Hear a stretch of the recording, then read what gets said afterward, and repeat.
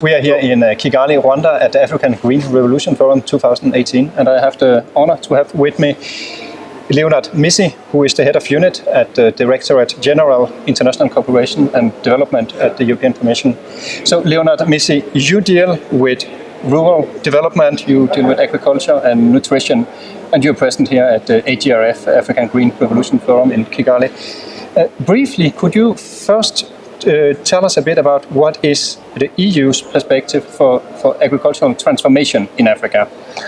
Clearly, being in Kigali is important for us because this is what we consider as the Davos of agriculture meetings, seminars, networking.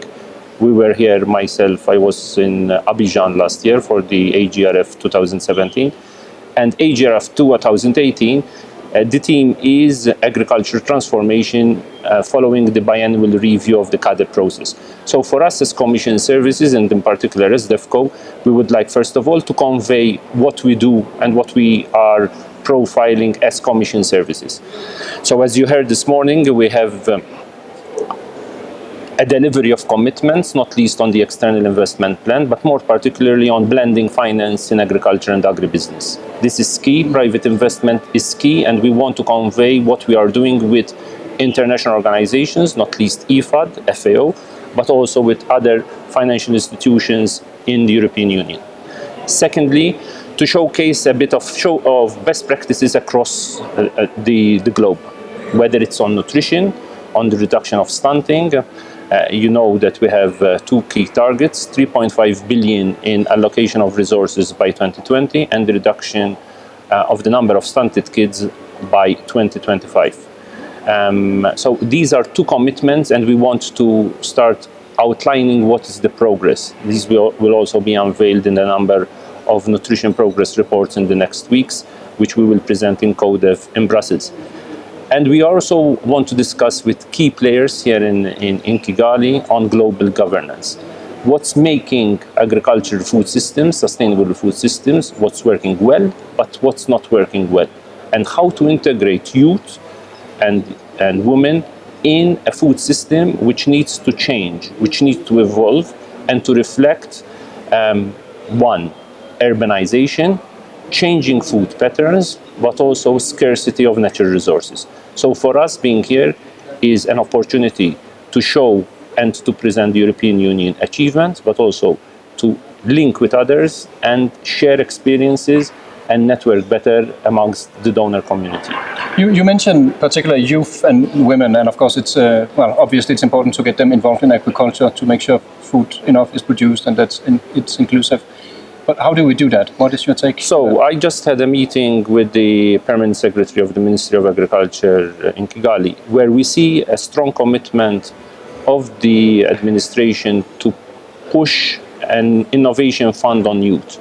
So, for example, we are discussing on how to frame this innovation fund, how to attract young people into agriculture.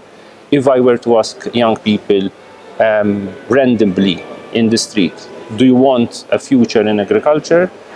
I would tend to have difficulties to find that a large majority would say, I want to be a farmer or I want to be an agripreneur.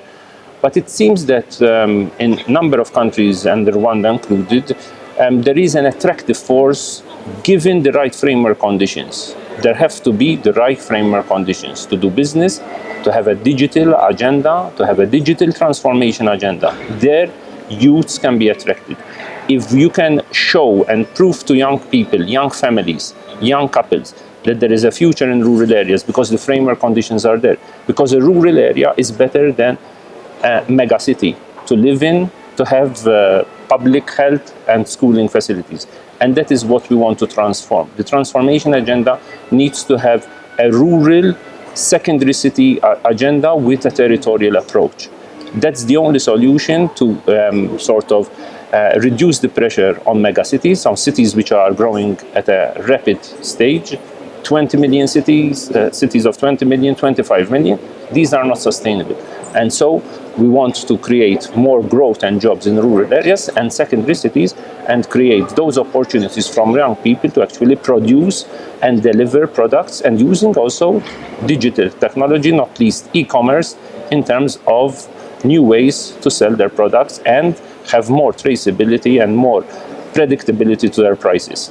And what do you see as the role for smallholder farmers? Will there still be space for them in a future more modern agriculture? There needs to be a space for everyone. We can't bash big agriculture or big corporates. Clearly what we want to do, and that is the core priority of DigiDevCo, is to support smallholders to enter more into the markets. So to de-risk agricultural investments, to help them add value to the chain, to help them on post-harvest losses. We have had a lot of discussions here in the last 24 hours, and the problem of post-harvest losses is a key issue. So there is productivity increase, producers are producing a lot, but they are losing a lot in the value chain, either through just problems of warehousing or storage, but also because they don't add value to the product.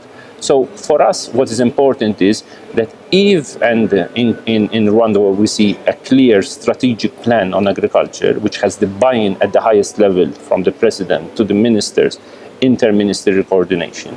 I'm not saying that everything is rosy, but if the framework conditions are right, you give a clear signal to smallholders to prosper and have agriculture as a business opportunity. However, we know that there are certain constraints. Innovation, for example, integrating them to the value chain and not being squeezed with supermarkets or hypermarkets or strong traders. The more we can integrate them, the more that we strengthen farmers' organizations, because this is key, and this is why we as DevCo will continue supporting a lot farmers' organizations to really become models of growth, similar to the models that cooperatives in countries like Denmark and in countries like the Netherlands have evolved in Europe during the past 20, 30 years. And which role do you think digitalization will or can potentially play? Digitalization will be the key of this transformation agenda. We just made a random interview to the farmers. We were around 100 kilometers away from Kigali, in the middle of nowhere on terraced farming systems. And we asked them, who has a mobile phone? Everyone had a mobile phone, or practically everyone, 90% plus. Men, women of different ages. So we should unleash better digital technology and digital adaptations, and this is also a discussion we had with the permanent secretary, to use mobile telephony and digital agenda to actually have more transparency in the value chain. Because one of the big problems of smallholders is that they don't see a transparency in the value chain. They don't know how prices are changing, are evolving. So with mobile telephony, they can be connected to trading markets, to commodity exchanges, and besides the potential of digital technology from drones, CTA is doing a lot of work, and we welcome and we encourage CTA to continue focusing a lot on the digital agenda, but also on mainstreaming certain agricultural food systems with a digital agenda embedded in it. So far we talked a lot about the situation in Africa. To which extent is this also relevant outside Africa, for instance in the Caribbean and the Pacific? Clearly, and that is something which we have been discussing with CTA for a long time. Our role, and your role as well as CTA, is that we showcase best practices. What's working in a number of countries, even island states, for example. We have a number of islands even in Africa, or small countries. How can we share best practices from investments, finance, innovation, technology, empowerment?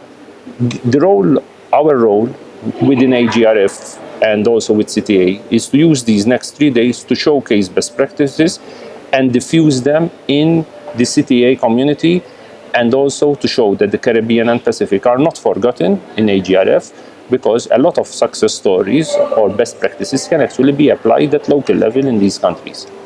Excellent. Thank you very much, You're welcome. Mr. for your time. You're welcome. Thank you very much. And enjoy the stay here in Kigali, Rwanda. Thank you. Thank you. Thank you. Bye-bye.